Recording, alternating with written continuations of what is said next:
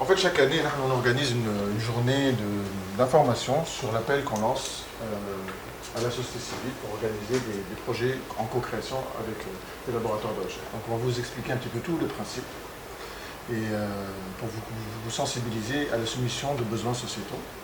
Donc, Inch'Allah, alors, le Jamaïti. Donc, c'est ce qu'on appelle un Jamaïti meeting. Donc, c'est des réunions organisées par la plateforme Jamaïti. C'est Ali, comme très très rapidement la plateforme Jamaïti, c'est une plateforme très intéressante pour la société civile. Ça, on se bien. Je vais la présentation. صباح الخير نسكت مرحبا بكم اللي جيتوا اليوم فما برشا وجوه نعرفهم فما برشا وجوه جديدة دونك ça nous fait plaisir انه مع l'Institut Pasteur مع le groupe de travail في Inspire نجمو نلقاو des collaborations entre les associations et les institutions publiques et surtout les institutions de recherche. هذايا جمعيتي meetings 12 اللي نعملوه الثالث ولا الرابع مع l'Institut Pasteur. الفكرة إنه نحاولوا نلموا des représentants de la société civile, des activistes ou des organisations pour ce genre de projet اللي نخدموهم يا إما مع des partenaires techniques et financiers وإلا مع des institutions publiques. المرة هذيا l'Institut Pasteur، المرة الجاية إن شاء الله ce sera في البيرو جديد نتاع جمعيتي في نهج النيجر. On a un nouveau bureau les filles co-working space pour les associations, et les filles des formations et accompagnement des associations.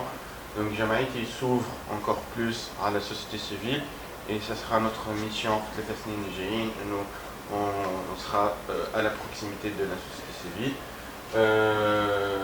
تجربة ناجحة مع l'Institut Pasteur. باش نعاودوا نخدموا مرة أخرى pour la troisième fois على les besoins sociétaux.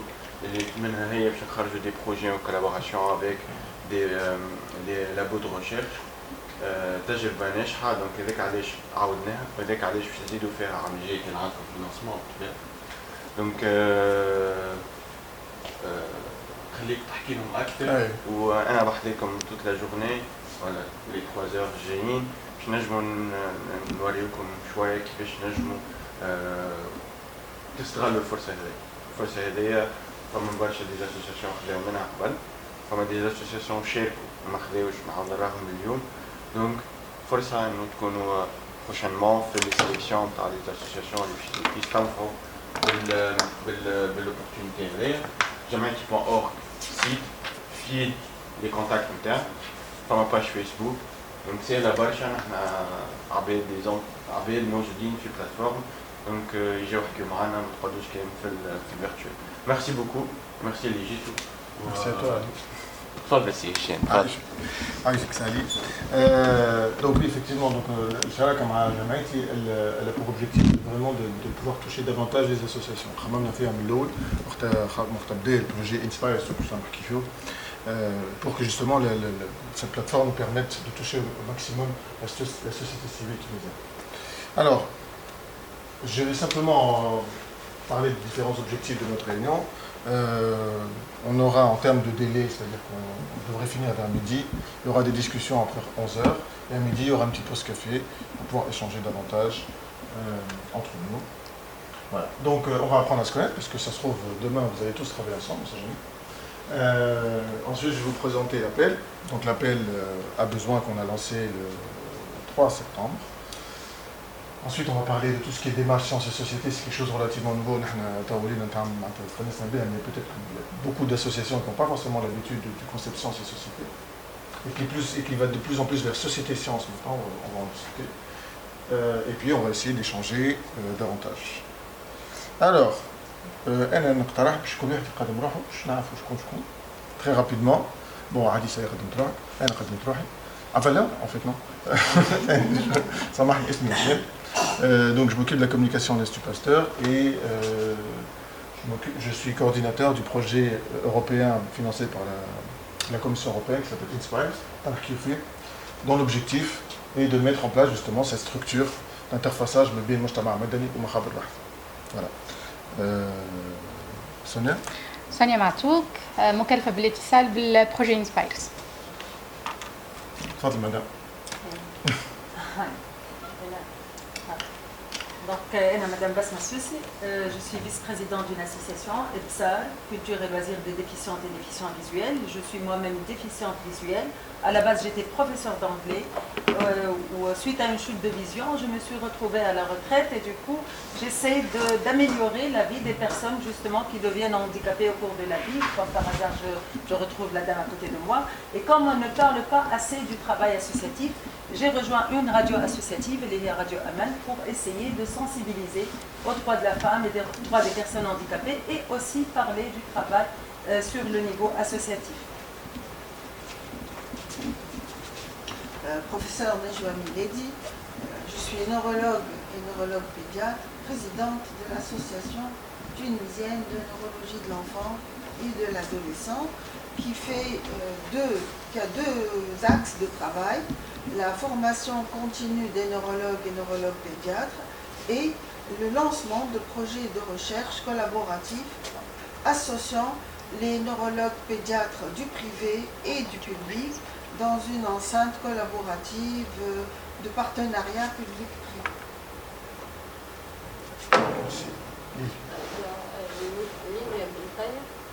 Je suis enseignante universitaire, je en tant que présidente d'une association qui est Ishara. Donc déjà, là, c'est un des projets en cours actuellement où Tlapman un petit témoignage sur l'expérience, puis Chajaroko. Voilà, merci.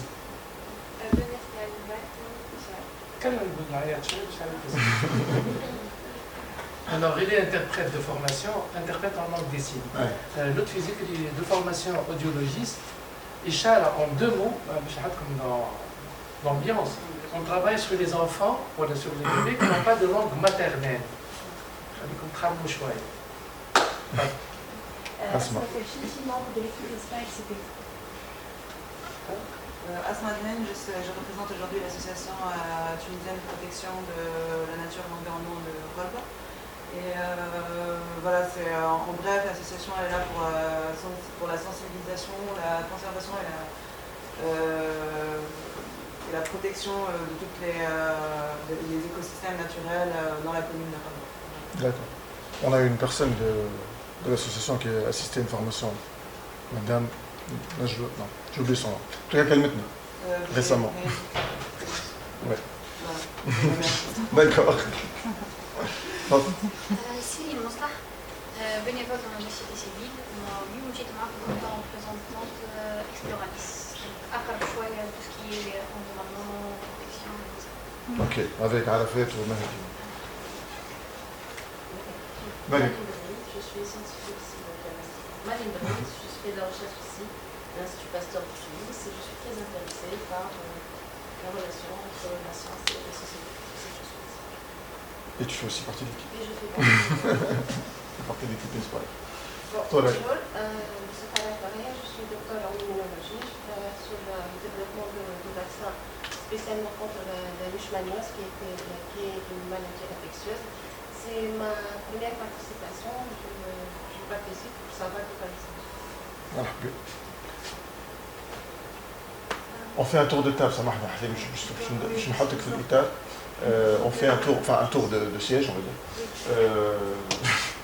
Voilà, pour que chacun sache qui est qui. On sait ça se trouve, voilà. Rapidement. Je suis médecin, psychologue universitaire. Je dirige le laboratoire de cytogénétique de l'Institut Pasteur de Tunis. Je fais un peu de recherche, pas beaucoup. Hein, et donc ce qui m'intéresse, c'est de... si je viens participer ici, c'est pour essayer de pousser à ce que la recherche, également le diagnostic, serve aux patients. Pas seulement pour faire des publis et au dossier de montrer de grade. Ouais. Donc pour donner davantage de sens à la recherche. Voilà. Merci. Top. Je suis sociologue international. Dans le détaché de recherche sociologue au sein de l'IDU dans le coordinateur de projet, surtout avec les jeunes, ولا فاسيليتاتور للاختصاصات المحليه والحكم المحلي. نحضر اليوم باسم اسوسياسيون سبورت ولا بودرس اوكي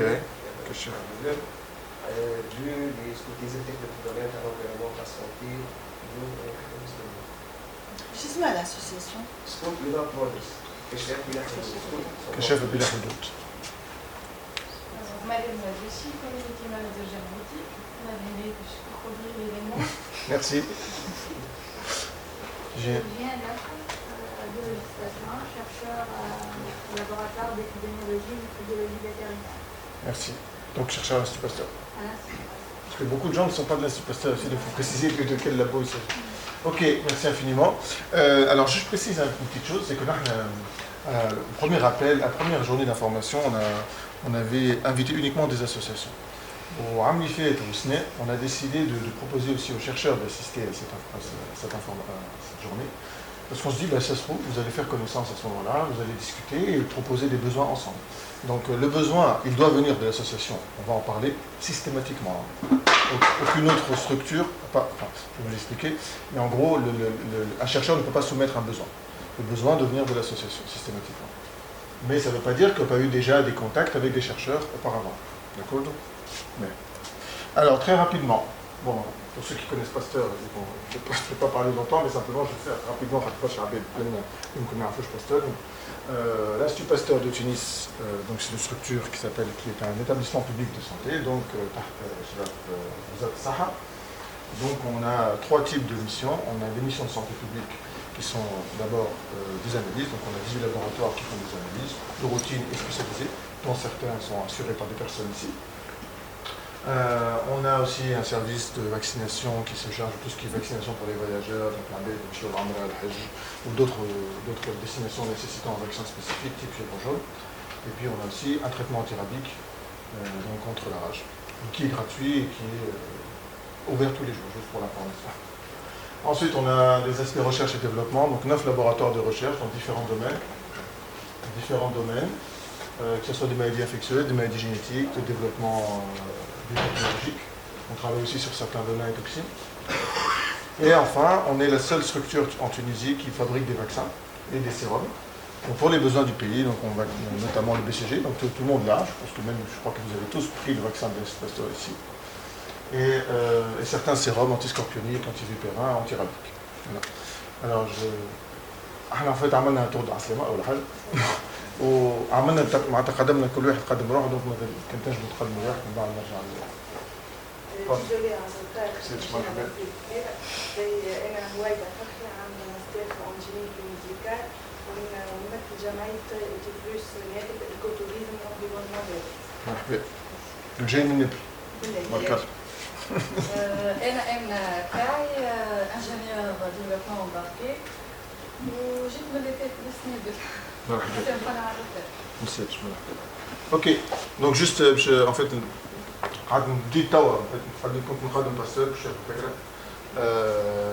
voilà. Donc,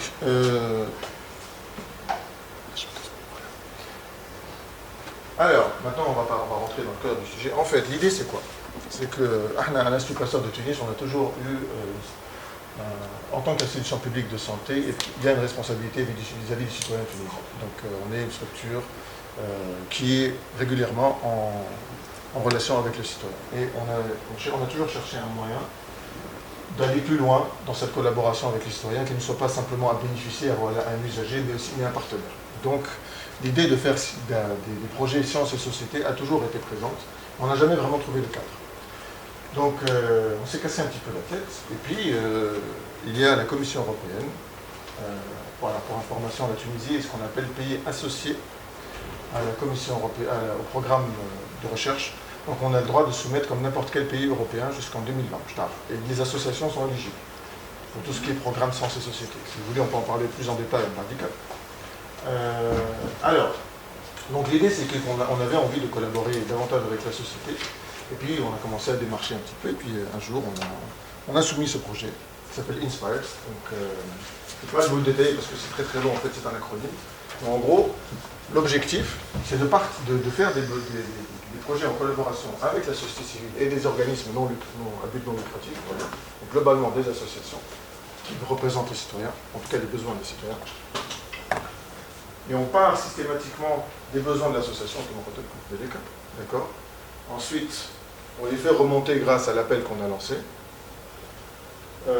à travers ce qu'on appelle une boutique des sciences, on va en parler plus en détail, l'association, des partenariats locaux, parce qu'on n'a pas que, vous verrez, si jamais vous êtes impliqué dans un projet, on implique aussi des partenaires locaux, et puis le chercheur. Donc, les différents acteurs d'un projet de recherche boutique des sciences vont amener des résultats qui répondent aux besoins de l'association, et ensuite, l'objectif ultime, c'est d'avoir ces résultats pour aller faire du plaidoyer. Donc vous avez des arguments scientifiques permettant de justifier les raisons pour lesquelles vous vous impliquez dans telle ou telle chose. Voilà, c'est ça l'idée. Ouais.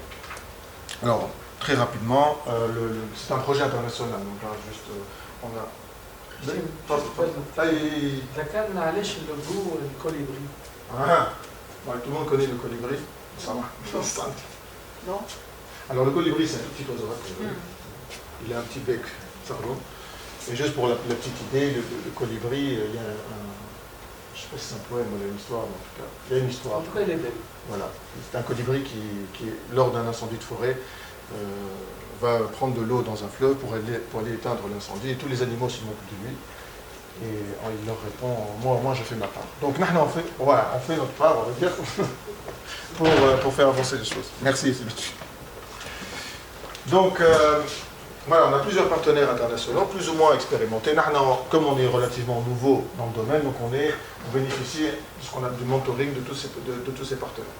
Okay, donc, il y a des partenaires expérimentés, comme l'Université de Lyon, il y a aussi des universités italiennes, il y a aussi un partenaire non européen qui est en Belgique, et qui sont expérimentés. Mais là, ce qu'on a voulu faire aussi, c'est aussi impliquer des partenaires tunisiens, ce qu'on appelle des parties prenantes, le CODO. Donc on a impliqué l'université de Tonsonana, parce que vous verrez, il y a un aspect en lien avec les étudiants, l'association des jeunes chercheurs de l'Institut Pasteur de Tunis, la plateforme Jamaïti, le centre de recherche technologie des eaux de Bourg-Cédré et l'association de la recherche en action. L'objectif est de créer des liens, mais bien Mujtama Madani et chercheurs. Voilà. Donc dans le cadre de ce projet, on a créé une structure. Alors elle n'est pas créée physiquement, mais en tout cas c'est un concept qui s'appelle Sciences Ensemble, donc c'est une boutique des sciences. Alors, la boutique des sciences, c'est un mot qui est un peu trompeur, ça vient du concept Science Shop. En fait, l'idée c'était que, notamment dans les Pays-Bas, dans les années 70, ce que faisaient les étudiants, parce qu'ils ont beaucoup cette démarche de lien avec la société civile aux Pays-Bas, c'est qu'ils venaient sur les marchés et ils vendaient leurs compétences. Ils disaient, moi je suis capable de faire ça et je veux aider la société. Donc en fait, ils vendaient, c'était gratuit, mais voilà, c'est de là que vient le concept de Science Shop. Les étudiants, qui sont un acteur primordial d'un projet boutique des sciences, font on appelle ça une boutique des sciences. La science ensemble, vous verrez, tout se fait ensemble. Voilà. Donc c'est une structure à l'intérieur de l'Institut Pasteur de Tunis. Okay. Donc elle est composée de plusieurs membres. C'est la même équipe que celle du projet Inspires, donc on gère le projet et aussi la structure. Et on fournit un support au niveau de l'Institut Pasteur de Tunis, mais aussi on se met en lien avec d'autres structures de recherche, éventuellement, pour pouvoir répondre aux besoins de la société civile. Alors, et donc je vais vous montrer un petit film de 1 minute 30, parce que c'est toujours plus rigolo un petit film. Il y a un net au sonnet, donc vous allez l'entendre.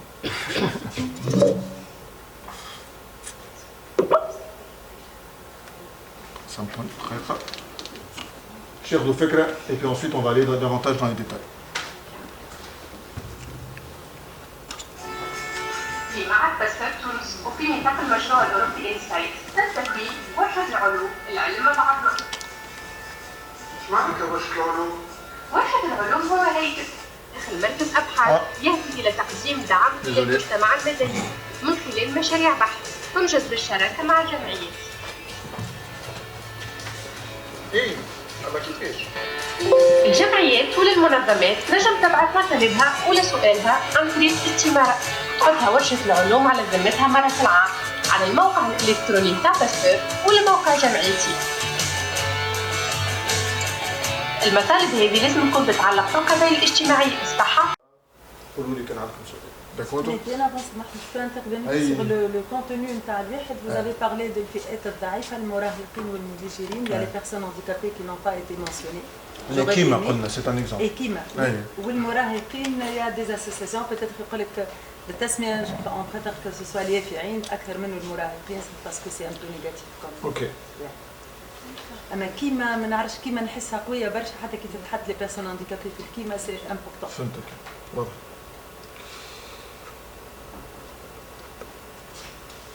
Ok. Donc un projet de recherche, donc on parle bien d'un projet de recherche, c'est un projet qui va répondre à des besoins sociétaux en donnant des arguments scientifiques. Donc c'est un projet d'outil de licence, c'est un projet en co-création entre une association, des scientifiques, et nous on est là pour vous aider dans la coordination. Et aussi un budget, donc on va en parler plus tard. Le projet est en général, je tiens à préciser, est réalisé par un étudiant en master. Donc l'étudiant finalement il est au centre de tout le dispositif tout simplement parce que l'étudiant c'est quasiment le seul, être le seul à être consacré à ce travail parce qu'à la fin il doit soutenir un travail. Que ce soit un master, voilà, un PFE, voilà. En général, le projet dure de 6 à 8 mois. Alors, il y a plus ou moins en fonction de la spécificité ou de la complexité du projet. Le modèle, c'est que ça dure à peu près entre 6 et 8 mois. Je vais rentrer davantage en détail dans le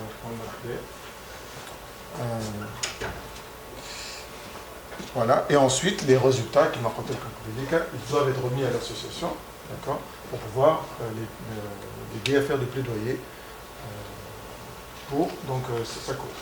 Ok. Alors voilà, donc, comme je disais, donc les acteurs, c'est important de comprendre ça parce qu'on est dans un processus de co-création. Donc non seulement il y a plusieurs acteurs, mais aussi on est vraiment dans un travail ensemble. C'est pas une personne qui prend le leadership, on est vraiment dans une co-création. Oui, on parle du besoin de société civile, mais ensuite ça devient un projet qui appartient à tout le monde. Donc on a la société civile dans un premier temps qui soumet le besoin. Ensuite, nous, en tant qu'institution, qui recueillons ce besoin, qui faisons une sélection. Donc vous verrez, comment vous expliquerez le processus de sélection. On a des scientifiques et puis des étudiants qui sont à la disposition de ce travail. Donc en termes de calendrier, alors en général on lance l'appel, donc là on est dans la période de l'appel, d'accord, en août-septembre. Donc cette année on l'a sorti quelques mois, juste au tout début septembre. On a dit que c'était peut-être un petit peu mieux. Donc en général, la collecte des besoins, c'est pendant un mois. Donc vous avez un formulaire par qui fait de. Ensuite, on a ce qu'on appelle la sélection des besoins. C'est-à-dire qu'on a tout un processus de sélection dans lequel on implique nos parties prenantes.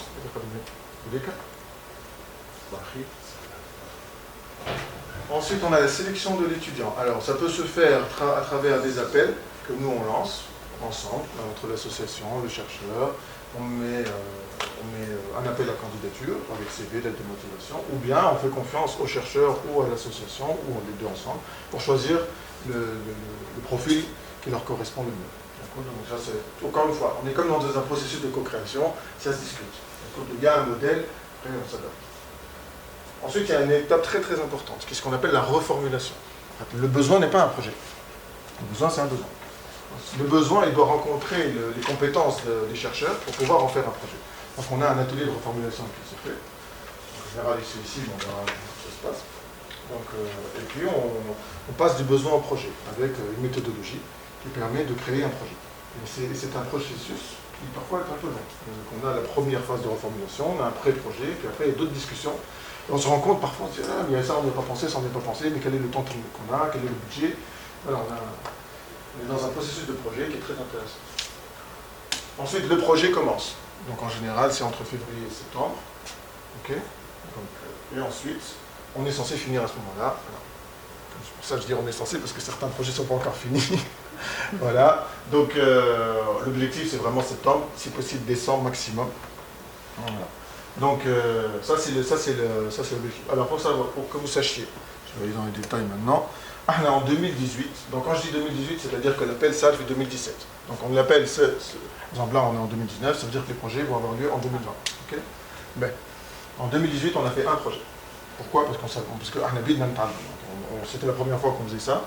on a remporté ce projet européen, puis on a eu la possibilité de mettre en place un projet. Donc, mais on a quand même lancé un appel parce qu'on avait envie d'avoir une idée de l'intérêt des associations tunisiennes de collaborer dans ce type de projet. Donc on a eu quand même 36 besoins soumis la première année, en 2017. Ensuite, on a eu 40 besoins soumis en 2018 pour 3 projets en cours d'implémentation actuellement. En 2020, on veut faire 4 projets. Okay. Donc jusqu'à présent, on a 20 soumissions. Vous avez jusqu'au 4 octobre pour soumettre. Et si vous avez déjà soumis et que cette réunion vous a apporté davantage d'informations, n'hésitez pas à vous soumettre, si vous avez des choses que vous avez qui sont plus précises. En 2021, on a un nouvel appel, AMG, pour mettre en place des projets en 2021. Et nous, on va tout faire pour que cette boutique des sciences reste à l'Institut, en dehors du projet Inspires. Voilà, ça c'est le défi. Donc il y a 40 besoins déjà soumis en septembre 2019. Alors, ils ont été soumis en 2018 et on a fait une sélection. On a mis en place 3 projets actuellement qui sont en cours. Cette année, pour l'instant, je vous dis simplement une indication, on a 20 besoins qui ont été soumis. Okay. Il y en a d'autres qui vont soumettre. Certains ici vont peut-être soumettre des projets, je ne les ai pas encore vus sur la plateforme. Et on va mettre en place 4 projets. Enfin, un de plus. Et on verra l'année prochaine, on va en faire 5, on ne sait pas. L'objectif, c'est ça. En fait, contractuellement, pour le projet Inspire, on est censé faire 6 projets en 4 ans. Là, on a décidé de le doubler. Parce que on va en profiter à fond. Mais quand même, et toutes les personnes qui sont là, qui sont impliquées déjà dans les projets, savent que c'est prenant. Parce que vraiment, on change les choses. On change les choses à tous les niveaux. Là. Sur la manière de penser, sur la manière de collaborer, sur la manière de voir sa propre problématique. Voilà. Vous rencontrez des personnes avec que vous n'avez jamais peut-être imaginé rencontrer pour travailler avec eux. Et donc on est en rencontre de plusieurs mondes. Mais bon, je suppose que pas Tarki nous fait. Donc, très rapidement, en fait, le projet pilote, on a fait un projet pilote en 2018 avec l'association Atias, et j'avais simplement envie de vous parler en fait des impacts du projet. Parce que les projets actuels, il y a déjà des résultats, mais en termes d'impact, ça prend parfois un petit peu de temps. Alors il y a déjà des impacts, vous allez peut-être nous en parler, mais nous on a quand même, sur le projet avec l'Atias, on travaille c'est un projet avec des usagers de drogue qui se transmettent l'hépatite C. Donc c'est une problématique de santé publique importante, je pense. Et donc, juste en termes d'impact, c'est la première fois que l'Institut Pasteur de Tunis a eu accès à une population vulnérable qui est complètement inaccessible. Ce sont des gens, donc ça nous a permis d'accéder à une population qui est le premier vecteur de l'hépatite C. Ensuite, l'accès à cette population a permis d'avoir une meilleure connaissance de la maladie parce qu'on s'est aperçu, les chercheurs sont aperçus que le type d'hépatite C, la souche qui circule chez ces personnes, est très différente de celle qui existe en Tunisie. Donc ça, ce sont des résultats très innovants. Ensuite, comme il y a un plan d'éradication de l'hépatite C en Tunisie et que la prise en charge est gratuite, mais que le diagnostic n'est pas gratuit, grâce à ce projet, on a pu donner la possibilité aux gens de se traiter parce qu'on donnait le diagnostic. Donc plus d'une centaine de personnes ont été traitées. Et donc, ça a permis aussi d'influencer le plan national de lutte contre l'hépatite C. Et puis, il y a aussi, comme il y a un échange de pratiques. Et vraiment, on sent que les gens évoluent. Nabil, on a beaucoup changé. Voilà. Donc, actuellement, on a 3 projets. On va en parler très rapidement. Une avec l'Association tunisienne de prévention préventive, qui est l'analyse de la situation de prise en charge des personnes vivant avec le VIH. Donc, l'association a soumis un besoin en expliquant que les personnes vivant avec le VIH étaient très stigmatisées, que certains, bien que le traitement était gratuit, quittaient le parcours de traitement. Donc on a un travail avec l'association régionale de diabétique de Zarouine, qui implique Mme Limke Fiouned, sur une étude épidémiologique du diabète de type 2, donc là-bas spécifiquement. Et puis le projet avec l'association Isha, je ne vais pas aller dans les terres, voilà, donc c'est pour ça que je parle du témoignage. Alors, quelqu'un je vais te dire, on va un projet, et ensuite on va aller davantage en détail sur l'appel. Voilà, juste, donc 5 minutes. Toi.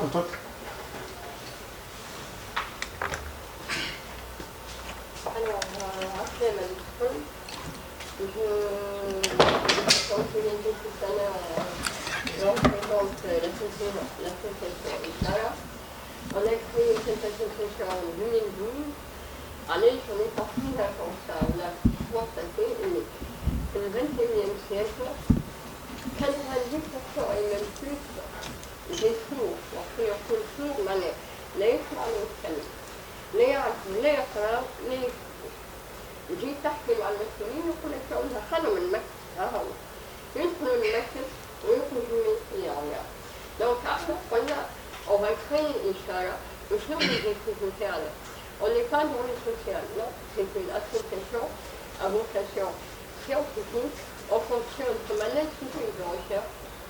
On est avec les universités, avec les scientifiques. Donc, أي واحد ينجم يعاوننا pour atteindre notre objectif, et la création d'une structure scolaire adaptée à la spécificité de l'enfant sourd-sévère, imitant البسوس يدخل يقرأ كما قلنا احنا يقرأ في الإلكترون مع الناس الكل مش وحده باش ينجم يعيش كما يكون الكل إلى الدواء d'accéder au savoir et à la connaissance. قبل ما نخلي الكلمة للتدبير في نصف الشيء إذا حكيت مع الكلية je voudrais simplement vous inviter le 25 de ce mois-ci à assister à une pièce de théâtre à Moussa Ishara avec des acteurs sourds et Saad al-Fetani في الصوت culturel français le 25 bienvenue. Merci. C'est une pièce théâtrale faite des sourds et des entendants. Et on a démontré qu'au niveau de la communication, on n'a pas besoin de parler pour exprimer quelque chose. Et ça serait à 16h30. À 16h30. Bikri قلت لكم la langue maternelle. La langue maternelle est très importante. Comme تعرفوا, un fœtus, à l'âge de 6 mois, il acquiert le langage.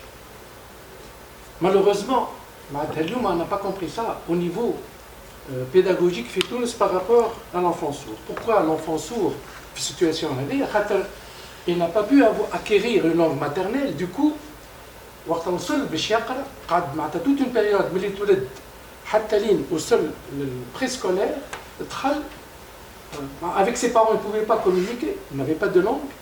Donc, j'ai le maktab يقرا روحه dans la même situation. Et du coup, le programme qui a été établi pour enseigner ces enfants-là depuis 70 ans, ça fait presque 50 ans. معناتها il se retrouve dans la même situation. وين يلقى شيخته وقتها il se retrouve في الريكرياسيون مع صحابه là il peut communiquer avec ses enfants. ولهنا في لي سور هي قالت كيكاش نحن نقولوا ساعدك يلطرش ويميل الباكوش في صدره. Donc حتى nos ancêtres ils ont su différencier ces deux termes. Or nous au niveau académique ils n'ont pas réussi à établir l'équation audition égale langage. Si l'audition est défectueuse, le langage est défectueux. Bref, هذه à connaître, c'est important. بالنسبة للاليانس نحن مع الانستيتيو باستور وقت جينا بكري في l'objectif تاع إشارة وفات نحن on est venu pour la prévention de l'audition. Je ne parle pas ni handicap ni surdité. خاطر كنا بدي تشوفوا هشام كنت عايد شوية خاطر moi-même je suis à mon âge on devient sourd. فهمت malentendant plutôt. فهمت donc après on dit ما تتكلم عايد شوية في التقعة تعرفش كنت قاعد في السنة. Bref donc نحن on s'est rendu compte que fait tout c'est pas normal.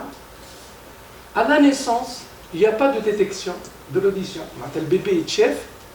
Or on a les moyens techniques de dépister l'audition même à une semaine. Et ça coûte pas cher. Ça coûte pas cher. Pour la prévention, rien n'est cher. J'étais interpellé par un professeur au niveau de la problématique de tout ce qui est neurologie. Alors, aussi en plus, à la rentrée scolaire, il tire un examen médical, mais au niveau auditif.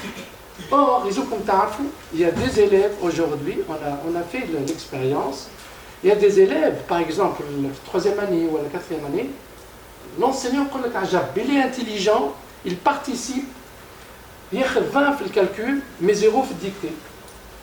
Tiens, pourquoi? On se rend compte que وقت نقيسوا السمع cet enfant-là peut perdre quelques lettres. Je dis n'importe quoi. Par exemple, مدرسة ما يسمعش السين، عمره ما سمع السين، حرف السين عمره ما سمع. Du coup هو يتكلم معاك نورمال، فهمتني؟ اما حرف السين عمره ما سمعه. كي تقول له مدرسة باش يكتبها مدرة. On se rend pas compte là. Mais cet enfant-là présente un profil معناتها incroyable. وحتى حد d'ailleurs عملنا مرة sur 300 élèves في تونس لقينا 15 qui ont ce problème-là. منهم واحد اللي traité في الرازي pour des problèmes comportementaux. Or, jamais on a pensé باش تعمل له un bilan audiométrique. Et le problème a été résolu en fait. فهمتني؟ ما ليناش. Donc نحن à travers سامحني توا شوي c'est juste pour l'information à travers notre alliance avec l'Institut Pasteur, c'est que قبل كنا نخدموا éparpillés, on avait un tas de pierres.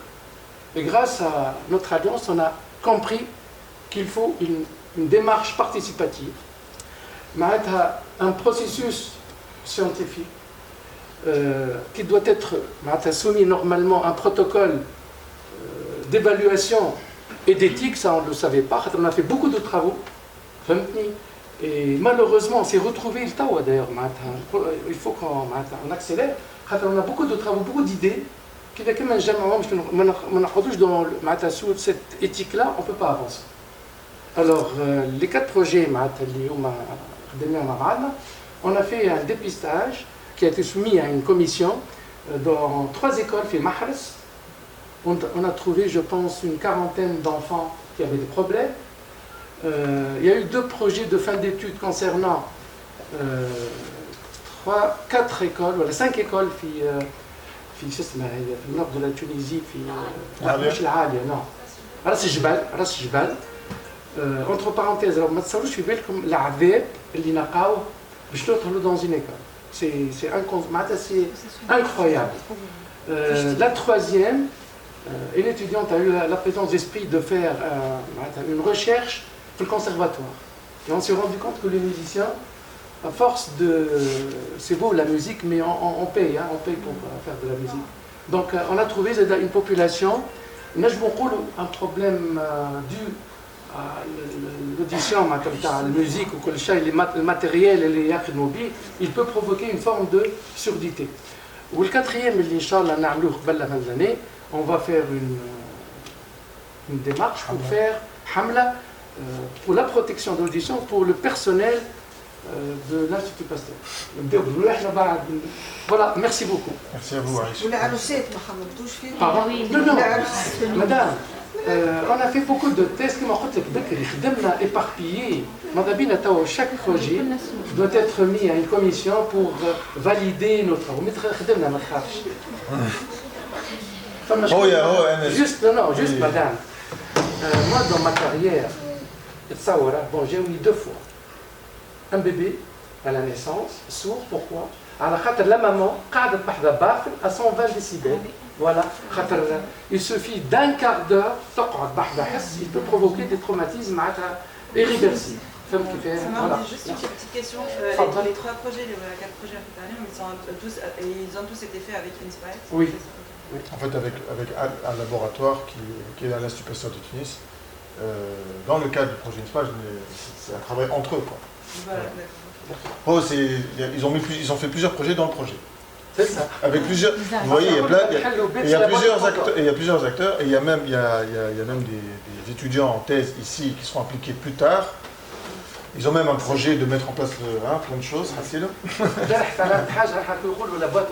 Généralement, sauf que même l'espérance, la boîte de Pandore, femme de l'espérance. Donc, on est positif. Merci. Je sais. Mais après, ça ouvre plein de discussions. Donc, le docteur Limkif est impliqué dans le projet actuellement organisé avec l'association des boutiques de Zawen. Okay. Très bien, bonjour. Donc, et les chercheurs, donc c'est d'autres volets. J'aurais aimé que l'association présente elle-même le projet, mais c'est l'équipe scientifique qui présente le projet. Il y a Nédia Arli, comme elle a dit, c'est l'étudiante impliquée en master et en master. J'ai eu avec Hichem, quand il m'en a parlé de ce besoin d'une association, l'association régionale des diabétiques de Zarouen, pour s'allier à une équipe scientifique pour mettre en place un projet de recherche. J'étais un peu réticente. Pourquoi? Parce que, en fait, on sait bien, les chercheurs là, surtout à l'ASTU, on est submergés par le travail. J'ai 2 projets en cours, dont un international que je coordonne, 7 étudiants que je supervise dans mon équipe. Donc, c'est vrai que c'était une période assez difficile de surcharge de travail. Mais j'ai dit, bon, pourquoi pas, on va commencer par une séance de travail avec l'association et on regarde qu'est-ce qu'on peut faire. Et là, j'étais très sensible à ce besoin-là et j'ai vu vraiment l'engagement de l'association. C'est une association de nutritionnistes qui travaille à l'hôpital de Zarouen, l'hôpital régional, et qui ont fait cette association depuis des années. Ils font beaucoup de travail sur le terrain pour le dépistage du diabète et de la tension hypertension artérielle. Et donc là, le problème, c'est que depuis des années, cette association essaye de convaincre le ministère de la Santé pour renforcer l'infrastructure de l'hôpital et surtout renforcer les ressources humaines, notamment en médecins spécialistes, des endocrinos et des spécialistes en ophtalmologie. Or, bon, on sait bien l'état de la santé en Tunisie, donc il n'y a pas eu de réponse. Et donc l'association, elle a voulu monter un dossier plus solide, plus robuste, avec une étude épidémiologique. En fait, nous, on a appelé ça une étude épidémiologique après les séances de travail. Donc là, le besoin, c'était comment aider cette association à faire une étude solide, scientifique, avec des données crédibles, des statistiques, pour les aider à convaincre le ministère de la Santé que la région de Zarouen, elle a en fait un pourcentage et une prévalence très élevée de diabétiques et des personnes hypertendues qui ne sont pas bien pris en charge et surtout qui n'ont pas de médecins spécialisés. Donc là, on a commencé ce projet-là. Ce qui est bien, c'est qu'on a réussi aussi à convaincre une boîte pharmaceutique de s'allier avec nous. Donc, parce que là, dans le projet, il y avait à avoir au moins 4 campagnes de recrutement de patients. Donc, sur le terrain, c'est des bénévoles. Donc, une étude épidémiologique, donc, ce n'est pas uniquement les patients. Donc, on va aller, en fait, l'association va aller sur le terrain et faire ce dépistage. Donc on a fait des enquêtes nutritionnelles, des enquêtes génétiques, des enquêtes cliniques. On a fait ça depuis des mois, donc, et on a monté le dossier au comité d'éthique biomédicale pour l'approbation. Juste comme témoignage, c'est un peu les difficultés qu'on trouve, c'est les procédures, notamment les procédures pour avoir l'approbation du comité d'éthique. Donc c'est un process assez long, donc il faut vraiment en tenir compte dans la durée du projet. Et après, c'est tout ce qui est financement, par exemple, des déplacements sur le terrain, les aspects financiers, les aspects administratifs, en gros. C'est ça qui pose un peu de soucis. Parce que c'est, comme a dit Hichem tout à l'heure, là, on commence et on apprend. En fait, c'est du learning by doing. On apprend en faisant les actions. Donc, on découvre. Le comité d'éthique, sur quel point en fait, pour tout projet. Pour tous les projets scientifiques, maintenant, on demande l'approbation du comité d'éthique. Et en plus de l'approbation du comité d'éthique, nous, on a un qui est le comité de l'éthique biomédicale à l'Institut. Pour les hôpitaux, il y a aussi un comité. Mais il y a maintenant l'instance de la protection des données personnelles. Donc, il faut, après l'approbation, déposer encore un dossier. Et je ne vous raconte pas le dossier. Déjà, mais c'est des mois et des mois qu'on passe, rien qu'à remplir. Et après, à passer devant le comité, avoir des commentaires, avoir des courriers à répondre. Donc là, on a plus de 7 mois à travailler sur ces dossiers-là, en plus de la partie scientifique et la partie... Voilà, donc ce qui en est en cours, donc là, on va monter on a préparé toutes les enquêtes, tout ce qu'il faut, avec bien sûr les cliniciens, une équipe pluridisciplinaire. On a une statisticienne avec nous, donc on sait bien qu'il faut 400, en fonction de la population de Zarouen, avec toutes les délégations de Zarouen, il faut 400 individus, en fait 399, on a arrondi à 400 individus pour avoir une étude épidémiologique correcte. Donc le diabète quand même et l'hypertension, vous savez quand même c'est un grand fléau en Tunisie. Pour le diabète, dans le monde, il y a près de 500 millions de diabétiques et le diabète de type 2, c'est 95% de ces femmes. En Tunisie, les statistiques officielles du ministère, c'est dans les 18%, mais on sait bien qu'il y a plus de la moitié qui ne sont pas encore dépistés, qui ne sont pas encore diagnostiqués. Voilà. Merci infiniment, Ali Maïch. Donc, je suis obligée de vous laisser, bon, mais mon étudiant est là, si vous voulez poser d'autres questions. Oui, ils sont débordés. Hein. Merci beaucoup. Mais est-ce que vous avez des questions avant qu'on poursuive à l'appel vidéo? Après, de toute façon, il y aura des échanges. Là. Donc, Nader. Alors. Précise-moi, les points là, j'ai exactement ce que tu veux. Tout de suite, Les domaines. Très important, parce que souvent, moi on a déjà reçu des appels, des besoins soumis sur la plateforme, donc, le formulaire que vous avez dû voir, qui sont en dehors de ces domaines. Et donc forcément, ils sont systématiquement exclus. On a, par notre spécificité à l'Institut Pasteur de Tunis, mais aussi par rapport à la spécificité du projet INSPIRE, qui est focalisé sur les aspects santé, environnement et population vulnérable, on a, nous, choisi ces domaines. Alors, le projet doit être dans le domaine de la santé dans un premier temps. C'est la priorité. L'année dernière, on a essayé, ou même l'année d'avant, on a ouvert sur les aspects environnementaux sans forcément penser à la santé, mais nous, en tant que pasteurien, en tant qu'institution de santé, on va focaliser sur les aspects santé. Santé publique. Santé. Alors, la santé. Je vais aller dans les détails. Santé animale.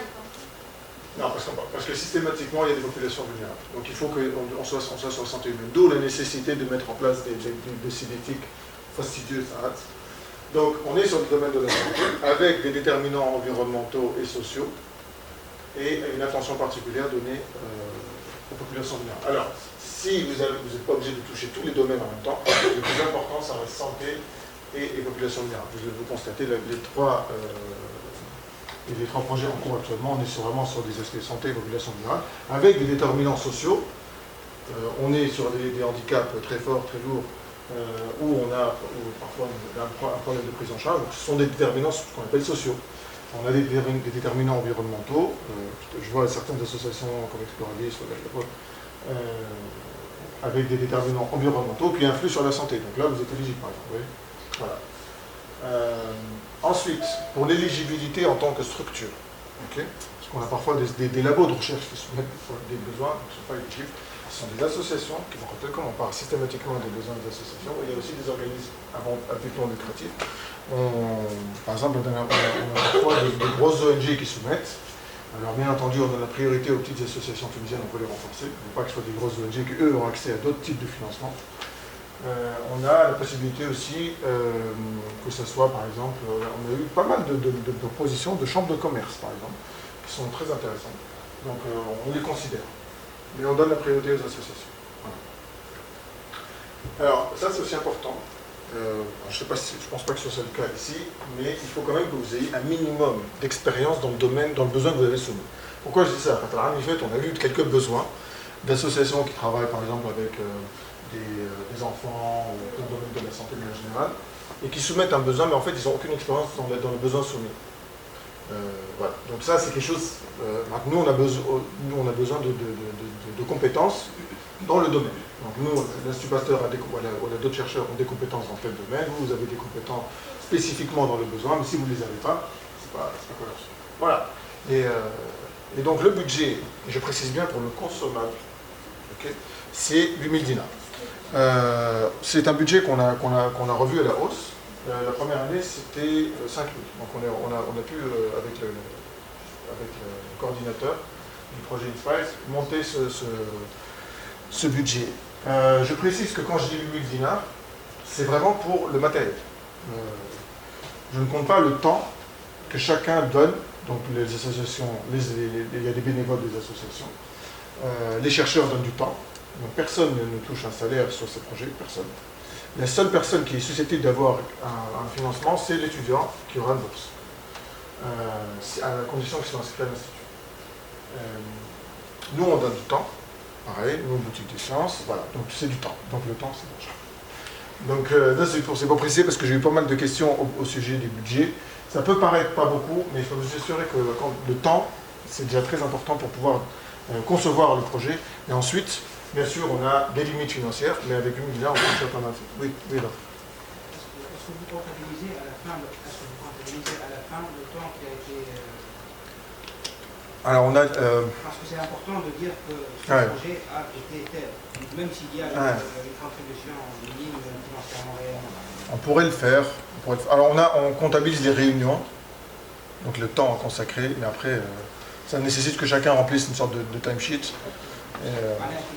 Quand on va vers les autorités, on va dire qu'on met du temps, homme, heure, jour. C'est comme ça, c'est 250 dinars bruts. Par mois. Par mois, bien sûr. Donc pour 6 mois, et la thèse c'est 550 de quoi 500 brut, donc c'est moins de 500 dinars. présentation تقريبا 5 composants ولا plutôt نستعمل terme sociologique 5 acteurs باش يكونوا موجودين. alors les 5 acteurs هذوما لازم قداش منهم يكونوا هما l'association que ce soit جابتهم ولا ان يكونوا عندكم انتوما كيفكم ولا سون ريبارتي. par exemple كان عندي مثلا لي سيانتيفيك ولا عندي مثلا شكون الكومبوزون خمسه كيعملوا مثلا ليتيديون فوالا. l'étudiant ليش يكون l'association بيدها elle propose l'étudiant يكون اديروا عندها ولا لازم يكون عندكم انتوما. اي هو اول حاجه سي كو الخمسه هذوما كيفاش ريبارتي مثلا l'association du projet بين les parties prenantes. C'est une discussion. أول حاجة c'est qu'on part du besoin de l'association. Donc l'association, une fois qu'elle est sélectionnée par le comité, là l'association elle identifie. Ensuite, on discute. C'est un mot. Est-ce que dans le choix de l'étudiant, dans on va vous proposer un laboratoire, et à ce moment-là vous devez discuter.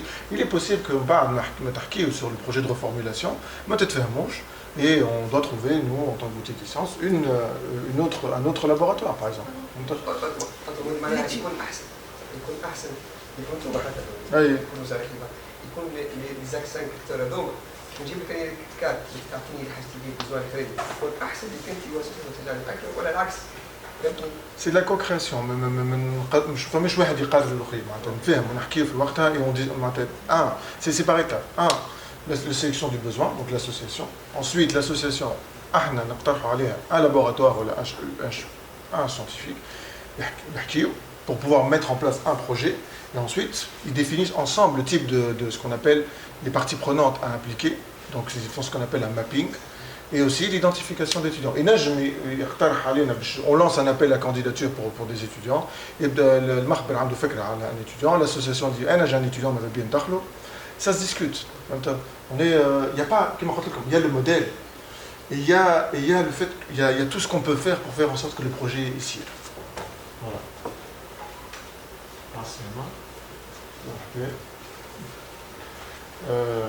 L'étudiant doit obligatoirement être de l'Institut Pasteur. Pour toucher une bourse, oui. Sinon, on ne touche pas de bourse. Voilà. On a des étudiants... alors, les PFE n'ont pas le droit de bourse, malheureusement. On a un projet avec les populations vivantes, les vaches. On a des étudiants de l'Institut des sciences humaines. Bon, malheureusement, je ne peux pas leur... mais je ne peux pas. Voilà. D'ailleurs, c'est pour ça qu'on parlait des aspects financiers. C'est vrai que, en fait, comme on est une institution publique, il y a certaines lourdeurs administratives, parfois, qui font que parfois c'est compliqué de financer certaines choses. Donc nous, le plus simple pour nous, c'est de financer du consommable et les bourses. Voilà. Je ne sais pas s'il y a des questions. Vas-y, maman. Juste une question plus précise par rapport à l'étudiant. Oui. L'étudiant doit quand même avoir fait un master. Est en master. Non, c'est-à-dire qu'il a fait d'abord des études, c'est-à-dire linéaire, c'est-à-dire la première partie, parce que le monsieur a parlé d'adhérence, mais en fait non. C'est-à-dire qu'il faut que l'étudiant ait quand même fait ce qu'on appelle la première partie, parce qu'après, ici, c'est le stage, ça va être son stage. Exactement. C'est ça, oui, bien sûr. Est-ce qu'il y a d'autres questions par rapport à ces aspects-là? Sinon, moi, je présente l'appel. C'est bon? Ouais.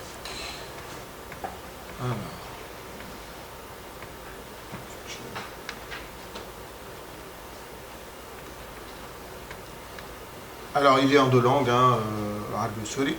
Il y a à peu près 20 associations qui ont soumis pour l'instant. Donc, la majorité ont soumis en arabe, très prestage, au savoir de souri. Donc, je vais pré-remplir le formulaire parce que sinon, je ne peux pas, malheureusement, vous montrer le reste, rappeler sur plusieurs pages. Donc, très rapidement, j'écris. Donc, il y a plusieurs étapes. Hein.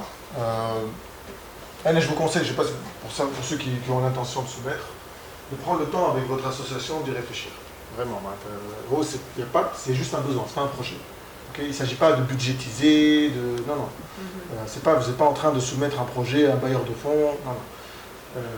Vraiment, c'est un besoin. Mais il faut réfléchir à votre besoin pour qu'il soit réaliste, on va en parler, et puis qu'il puisse être fait. Maintenant, vous connaissez le temps, vous connaissez les libertés, mais aussi les contraintes, donc pour que vraiment le besoin puisse être satisfait. Donc juste, je vais écrire comme ça rapidement. Donc nom de la structure. Ensuite, vous avez forcément, on a besoin de savoir ce que vous faites. La structure, c'est l'association. Voilà, c'est l'association qui soumet. Hein. C'est vraiment important c'est pas le labo. Voilà. Ce que je précise pour ceux qui sont arrivés en cours, ici il y a des chercheurs, il y a aussi des associations. D'accord? Donc les personnes qui soumettent, c'est des associations. Okay.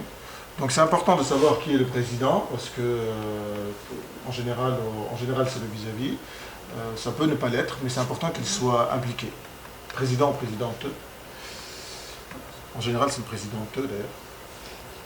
Voilà, bon après c'est des informations très administratives, juste pour commencer. Voilà. Désolé. Voilà. Ensuite, c'est un juste écrit parce que sinon je ne peux pas passer à la prochaine étape. Et le format, il est en Word? Alors ça, c'est un format, c'est un Google Form. Ce qui n'est pas accessible à l'handicap visuel. Samahni? Le vous, c'est quoi? Vous, alors, oui, c'est important, ça marche. Merci. Oui. Vous, alors d'abord, il y a la structure générale. Qu'est-ce que vous faites, comment vous vous appelez, vos contacts, le président. Après, vous, c'est le vis-à-vis. C'est le vis-à-vis de l'association qui va être en charge du projet. Ça peut être le président. Ça peut être le président, présidenteux, ça peut être une autre personne. Pour le premier projet, par exemple, qu'on a mis en place, c'était pas le président. Là, on peut avoir plusieurs vis-à-vis. On préfère en avoir un seul. Actuellement, c'est plutôt ci-dessus. Donc, on va dire qui est vraiment en charge du suivi, qui est le secrétaire général de l'ICHA. Pour les deux autres projets, c'est les présidentes. Donc, 2 présidents. D'ailleurs, pour les 3 projets, on a 3 présidentes. Voilà. Donc, c'est vraiment très important d'avoir un vis-à-vis. Encore une fois, c'est du temps. C'est du temps qu'il va donner, mais c'est pour le temps pour son association. Donc, il est bénévole. Il y a parfois des associations qui recrutent des gens. Donc pour le premier projet pilote qu'on a eu, la personne qui travaillait sur le projet était salariée de l'association. On a eu de la chance. Enfin, de la chance, c'est-à-dire qu'il était vraiment très disponible. Ce qui n'est pas forcément le cas de la majorité des bénévoles, parce que plutôt ils sont bénévoles. Voilà. Donc quand je dis vous, c'est celui qui remplit le besoin et donc le vis-à-vis. Okay. C'est pour ça d'ailleurs qu'on demande ensuite si la personne qui remplit le formulaire n'est pas le vis-à-vis, qui il pourrait suggérer. Voilà. Alors, maintenant on attaque le besoin. Donc on en a parlé déjà plusieurs fois, mais en gros, le plus important, c'est d'identifier quel est le problème que votre association souhaite résoudre en bénéficiant d'un accompagnement scientifique. Et surtout, très important, il faut que ce besoin satisfasse un intérêt général. Allez, je répète demain, avec les résultats qui vont connaître. Ces résultats vont vous permettre d'aller faire du plaidoyer, de montrer cette problématique est importante. On a les résultats qui prouvent qu'il y a tel effet sur la santé, tel effet sur l'environnement, etc. Donc, ça doit servir l'intérêt général. Alors, toutes les associations... la relation entre le problème et le domaine de la santé ou l'influence. Voilà. Vraiment bien. Et puis surtout, le mieux, c'est vraiment d'expliquer que vous avez déjà commencé à... vous avez une vraie réflexion derrière tout ça. Voilà. Justement, c'est ça ma question. Est-ce qu'il y a un besoin brut, par exemple, sans savoir l'orientation de la recherche, enfin, pas comment orienter la recherche, par exemple, j'ai un problème, comment ça pourrait être résolu. C'est exemple. Ça, par exemple, qui marque le problème terme, c'est les sapram, qui a un problème. Et le truc, c'est que فيها المشكل تاع الموس وريحه وكل شيء صافي كو سي حاجه معناتها بروتيجي كاسي رامسار وكل شيء واللي بروتيجي والبلديه chaque fois que l'arbitre. Alors, est-ce que vous pouvez préciser ce que c'est Ramsar? Moi je sais ce que c'est, mais voilà, les gens ne savent pas Ramsar c'est en fait un label, si on veut, international pour les zones humides. Ils sont protégés ou pour les préserver pour chaque. C'est l'UNESCO, c'est ça? Ah oui. Okay. Et donc voilà, donc البلديه en fait يخلقوا المسلمين من الريحه والناموس وكل شيء يجيو شيميك افون اللي عندهم يصنعوا ياخذوا toute la faune, toute la fleur. Donc ça c'est un état des lieux, déjà ça c'est bien de le dire. Exactement. Donc le truc, le problème c'est que la recherche, on trouve la solution, un étudiant, une personne qui fait la recherche, comment lutter contre justement la riha ou la moussadé, mais de façon naturelle, qui ne va pas détruire la faune et la fleur de sa part. Donc est-ce que l'influence sur le public c'est Zeda Safra Kalmetihashbera, Rabet Omrod, Shahid les maladies. Donc votre besoin, c'est que la recherche se mette à travailler avec votre association pour essayer de comprendre comment lutter contre on va dire, protéger les espèces de sapinelles, mais est-ce qu'il y aurait aussi un aspect en lien avec la santé, par exemple, sur le fait que cette sapra, ou bien les produits chimiques utilisés pour lutter contre les moustiques, etc., ont une conséquence sur la santé des habitants? Voilà, donc bon, bien sûr, puisque ça je vous oriente. Voilà. Oh, c'est mieux, c'est ça l'idée. Vraiment de. Après, on essaye aussi, autant que possible, ça reste contraint en termes de temps. Donc nous, la logique qu'on a par rapport au projet Boutique des Sciences, c'est on se dit, on va faire des projets pilotes. En fait, l'idée, c'est vraiment de vous ayez, il y a une expression dans la recherche qu'on appelle ça seed money, c'est-à-dire qu'on vous donne un petit budget, c'est ce qu'on fait dans la recherche, il donne un petit budget pour faire une sorte de preuve de concept. Et on a prouvé quelque chose, et on va ensuite voir des plus gros bailleurs de fonds, voilà, des plus gros organismes publics, on dit, voilà, on a tel résultat, et on sait que si on continue dans cette voie, on va trouver beaucoup plus d'informations. Donc voilà, donc c'est ça l'idée. Vraiment. Donc voilà, un peu proposé sans vraiment orienter pour le NARF, peut-être solution rédhique. Vous n'êtes pas obligé d'avoir la connaissance scientifique n'est pas un critère de sélection. C'est préférable, on le dit d'ailleurs, c'est bien d'avoir une bonne connaissance du terrain. Juste vas-y. Bon, juste كمال الحديث يعني juste لازمنا نعطيو بروف اللي البروبليم اللي عندها affecter la santé publique ولا la santé. Susceptible même, elle est susceptible. Même susceptible, c'est bien. Voilà. Allez. Pour le projet, l'idée, le besoin qu'on avait formulé, on a déjà, par exemple pour le registre national des maladies neurologiques rares, pour donner l'état des lieux aux décideurs pour la prévention de ces maladies, on a déjà entamé un travail d'élaboration de registres, mais avec, par exemple, un épidémiologiste, statisticien, et avec le bureau de l'association. Mais on est en besoin disons, de bras. Nous voulons, par exemple, un jeune qui puisse prendre le relais sur le terrain, collecter les données, pour remplir les fiches, etc. Coordonner, il ne va pas tout faire lui parce qu'on a différents centres de collecte sur la République, mais lui, il va centraliser éventuellement. Est-ce que le fait de dire qu'on a déjà avancé pour l'élaboration de la fiche est important? Bien sûr. Oh, le besoin, vous venez de l'exprimer. Il est très clair. Donc c'est ça. Vous avez déjà avancé sur tel domaine, sur la récolte des informations, et vous avez besoin de continuer, vous n'avez pas forcément les moyens de le faire. C'est ça votre besoin. C'est pas un projet de recherche. Est-ce qu'il y a d'autres questions par rapport aux questions-là? C'est quoi la question là? La question, ça. Quel problème souhaiteriez-vous résoudre avec un accompagnement scientifique? Je pourrais prendre la parole. Justement, le besoin il est là, et je voulais encore une fois dire que je représente une association essentiellement qui travaille sur la déficience visuelle, mais pas sur le côté scientifique, alors que le besoin existe. La rétinopathie pigmentaire, par exemple, c'est une maladie qui progressivement, elle finit par causer la cécité. Le problème, c'est que les enfants qui sont scolarisés n'ont pas de suivi médical et du coup, peut-être ils se retrouvent ou elles se retrouvent au cours de leur vie aveugles et il y aura une autre façon, il n'y a aucune prise en charge pour la réadaptation et tout. Et ça explique aussi les mauvais résultats à la scolarisation. Donc le besoin, il est là pour les personnes surtout déficientes visuelles.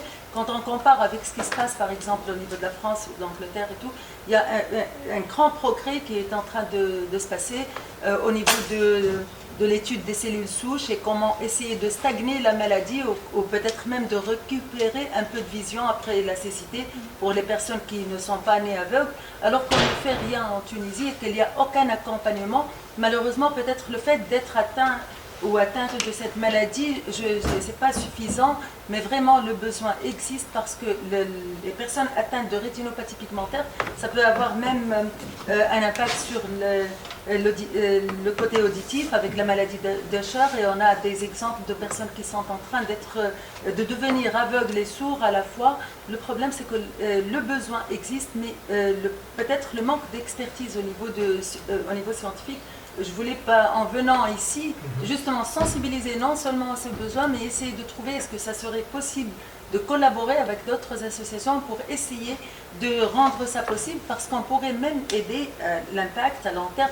Ça sera même l'amélioration de la scolarisation des enfants qui ont une déficience visuelle, justement. Donc le besoin... Ouais. En cours de scolarité. Ouais, alors que scientifiquement, cette maladie pourrait même être stagnée, voire retardée, avec une meilleure prise en charge et surtout avec une meilleure étude scientifique, parce que c'est une maladie génétique rare à la base. Et donc, si on essaie de trouver, d'avoir le bilan génétique et tout, et moi je suis venue ici pour voir est-ce que ça serait possible de développer avec l'Institut Pasteur des études au niveau optique sur tout ce qui est relié à la vision, justement. Je pense que ce serait possible au niveau génétique, comme vous l'avez dit, c'est-à-dire une collaboration avec justement un laboratoire de génétique.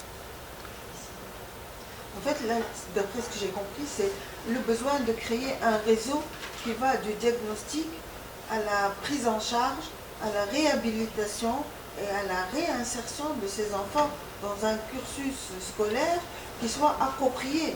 Parce que malheureusement, les médecins font le diagnostic, mais ils ne trouvent pas de partenaire pour la réhabilitation, parce que ces enfants ont besoin de passer de l'enseignement qui fait appel à l'écriture, à la vision, vers un enseignement qui fait appel à un autre outil d'apprentissage qui est l'audition et le braille éventuellement.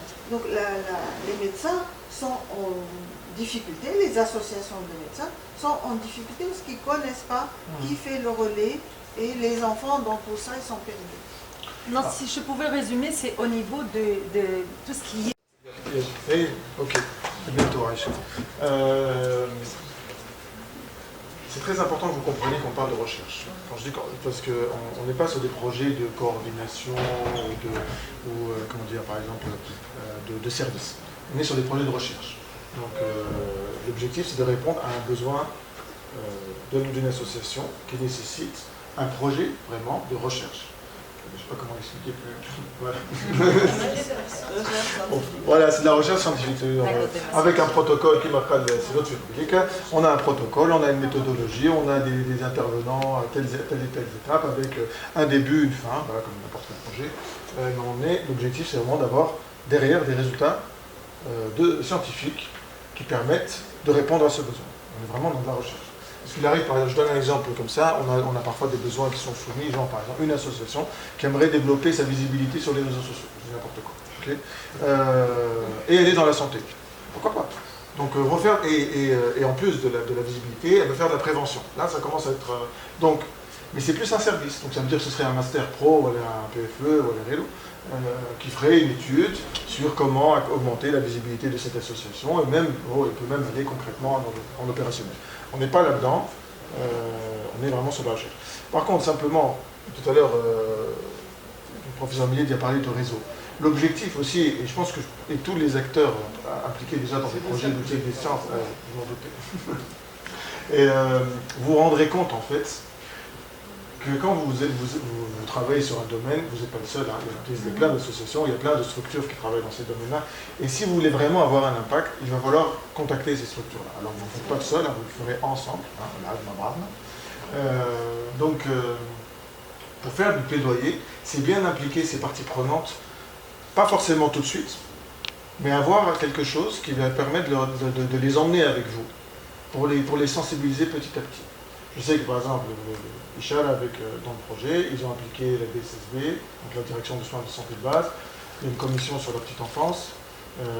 Voilà, je sais qu'il y a pas mal de choses qui se font à ce niveau-là. Je sais par exemple, dans le projet sur le diabète des Arouën, ils ont impliqué la direction régionale de santé. Voilà, donc on a pour le projet VIH, il y a l'ONU-SIDA qui est intéressé. Donc voilà, il y a pas mal de... Il faut impliquer des parties prenantes. Maintenant voilà, encore une fois, on implique autant que possible, il faut avoir une vision un peu plus globale, dans le temps que vous avez, et pensez que Thomas, le projet que vous allez mettre en place, ça va vous servir ensuite de levier, à tous les niveaux, pour aller faire du plaidoyer, pour faire d'autres projets, etc. D'accord? Bien. Donc, moi, en quoi ce problème est important pour vous? Vous, quels sont en termes de votre association, pourquoi est-ce que le problème, le besoin que vous soumettez, il est important? Qu'est-ce que ça veut dire? Concrètement, je pense ça tout à l'heure, c'est que je fais chercher. Qu'est-ce qui vous permet de dire que ce besoin est important pour vous, pour la Tunisie, pour la région, en vous basant sur des faits concrets? Donc vous dites par exemple que la mairie, la seule solution qu'elle a trouvée, c'est déverser des produits chimiques pour tuer tous les moustiques. Ça, c'est un fait concret. Voilà, par exemple. Voilà. Et puis surtout, par le résultat, des résultats scientifiques, quel type de résultat vous attendez, mais concrètement, par exemple, est-ce que vous attendez un rapport? Est-ce que vous attendez, je ne sais pas moi, une présentation qui va vous permettre ensuite d'aller faire du plaidoyer? Quel type de... Encore une fois, on parle de preuve de concept. Donc, quel type d'impact vous attendez de ce projet aussi? Résultat et impact.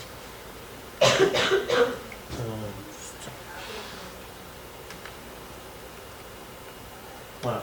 Alors, il y a un budget alloué aux consommables, mais il y a aussi, chacun donne ses moyens.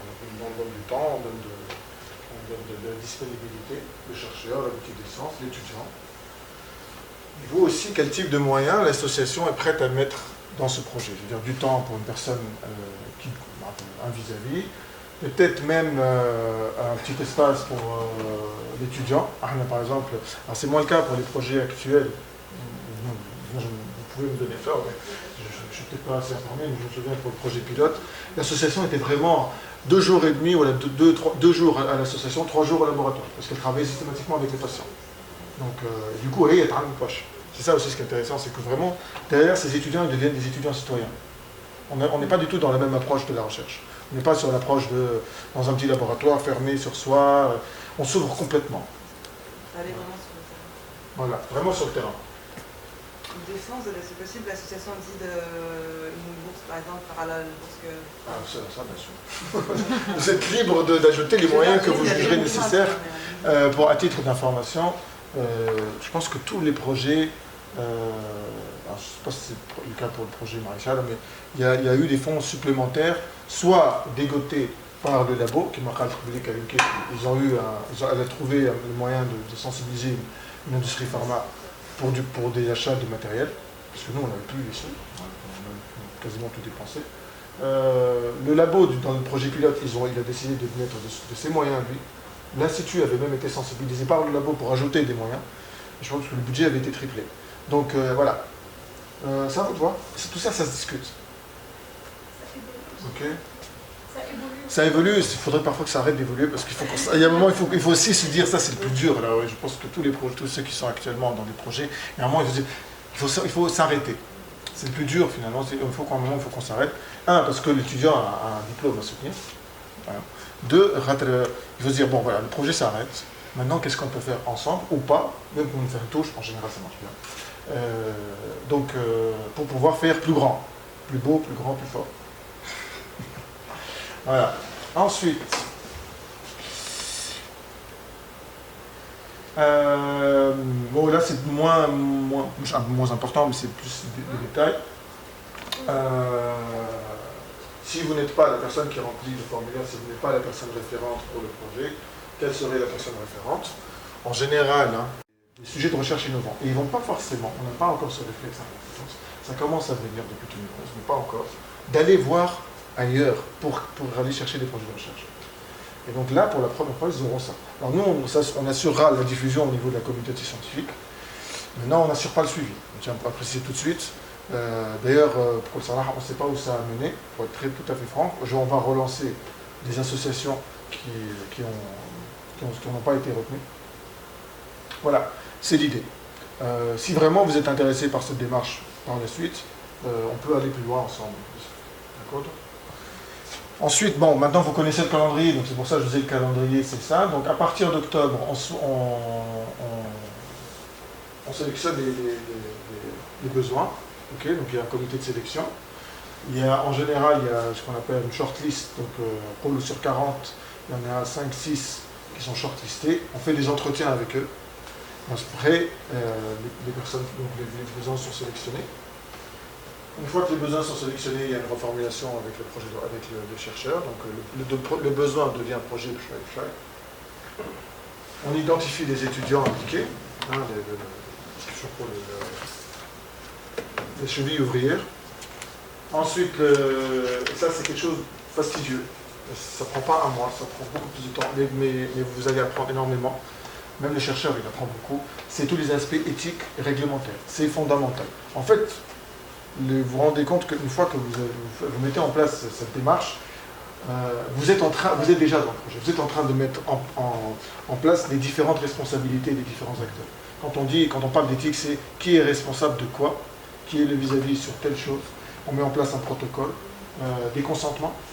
Aujourd'hui, on ne peut pas prendre le sang de quelqu'un sans lui demander son avis. Non, parce que certains, il n'y a pas si longtemps, on le faisait encore. Aujourd'hui, c'est plus possible. Même quand on fait des entretiens. On parle de données personnelles. Donc à partir de là, on doit avoir un consentement éthique et informer la personne. Donc on est, quelque chose que je n'ai pas encore dit, on est dans une démarche de recherche responsable. Et quand je dis responsable, c'est qui est responsable de quoi.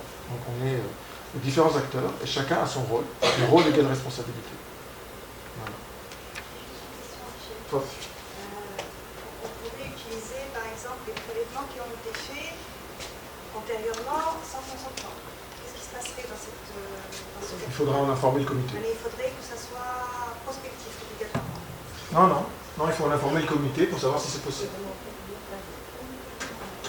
Ça, j'ai pas d'avis là-dessus. En général, je me retourne dans le comité. Je pense que c'est pas possible. Voilà. Mais en général, ça veut dire qu'il faudrait demander le consentement des personnes que vous avez prélevées et pouvoir travailler. Non, ça me revient à faire le comité d'éthique avec soit une nouvelle demande, un nouveau projet, soit un amendement à un projet antécédent. Et attendre les réponses du comité d'éthique sur ça. En fait, c'est une réutilisation des données qui ont été collectées dans un projet antécédent. Pas forcément dans un projet. Dans un cadre de diagnostic. Oui. Il faut un projet de recherche. Oui, pour des analyses. Il faut demander l'avis du dossier.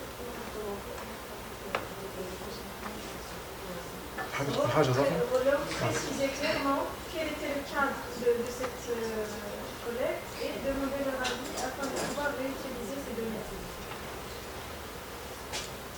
Juste une question par rapport à la composition de cette sélection. Est-ce qu'elle est sociétale ou elle est scientifique, ou elle a un mélange de deux, ou elle a 50% de la perception soit différente?